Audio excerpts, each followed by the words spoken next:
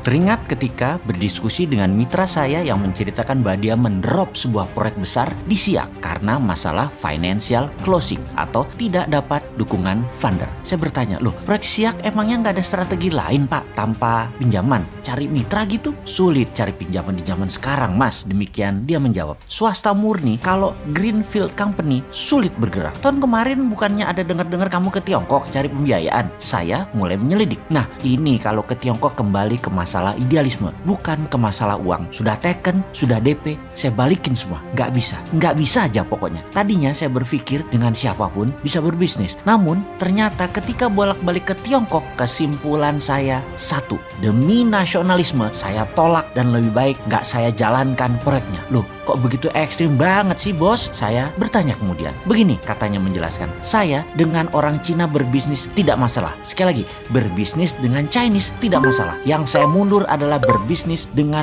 BUMN Tiongkok, berbisnis dengan negara Tiongkok. Dengan mata kepala sendiri saya melihat dan memahami setelah bolak-balik dengan mereka dalam 1 tahun terakhir ini. Pertemuan demi pertemuan, diskusi dan menyaksikan sendiri apa dan siapa mereka. Tiongkok itu membagi dua secara global bisnisnya. Dalam negeri, swasta yang mengelola, yang bermain kira-kira 80%. Luar negeri, BUMN Tiongkok yang bermain hampir 90%-nya. Pemerintah dukung dana, dukung fasilitas lainnya ke BUMN Tiongkok untuk menggarap luar negeri. Dengan 1,5 miliar manusia di Tiongkok, mereka memerlukan pangan dan kerja buat penduduknya. Tiongkok membuat grand strategi dan policy. China is not a country. China is civilization. China itu bukan negara, tetapi komunitas. Diaspora Cina menguasai seluruh jagat raya. 2-5% di sebuah negara, pasti diaspora Cina berada di sana. Dan bagi mereka, yaitu Tiongkok, melihat mereka semua itu adalah satu civilization yang bisa dimanfaatkan akar budayanya. Lalu saya perhatikan,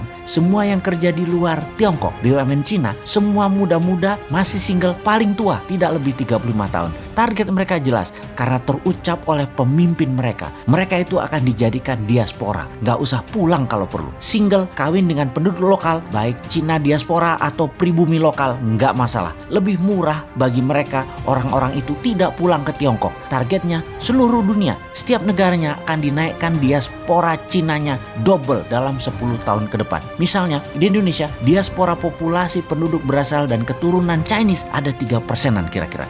Dalam 10 tahun akan menjadi 6% dari jumlah penduduk. Ini mungkin banyak yang tidak percaya informasi seperti ini. Ini strategi Tiongkok. Ini bagian dari obor One Belt One Road. Yang 3% itu saudara kita. Tapi yang baru itu mesin perang. Dan akan tidak nyaman saudara yang sudah berpaspor hijau dari sejak lama. Namun itulah taktik perang ekonomi dan hybrid war ala Rusia Morishkova 2.0. Strategi ini dipakai Rusia untuk mencaplok Crimea. Negara berdaulat itu diambil Rusia. Dunia hanya bisa diam. Semua orang yang bekerja di BUMN Tiongkok di luar negeri telah mengikuti semacam wajib militer. Mereka terdidik secara militan dan militer. Dengan pengetahuan ini, saya putuskan saya tidak akan berbisnis dengan BUMN Tiongkok. Ini sama saja dengan menjual bangsa, menjual negara, menjual NKRI. Lebih baik proyek saya tidak jalan daripada bangsa Indonesia tergadai. Dan sekarang saya jadi bingung dengan pejabat yang malah memfasilitasi Tiongkok masuk. Lalu BUMN Indonesia